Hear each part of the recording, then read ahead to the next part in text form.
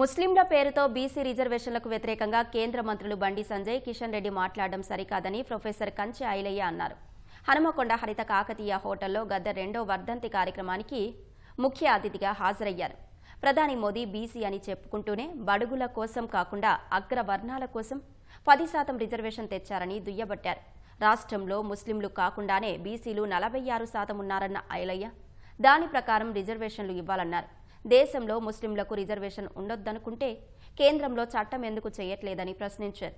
BC reservation చట్టరూపం దాలిస్తే విద్య, ఉద్యోగ, రాజకీయ రంగాల్లో అనేక అవకాశాలు లభిస్తాయని కంచె ఐలయ్య స్పష్టం చేశారు.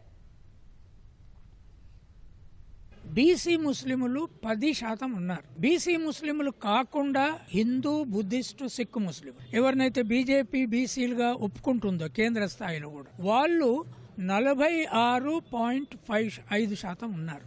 ఇప్పుడు అడిగే రిజర్వేషన్లు ఈ ముస్లింలను తీసేసిన అంతకంటే తక్కువే ఉన్నాయిగా, 42% కదా.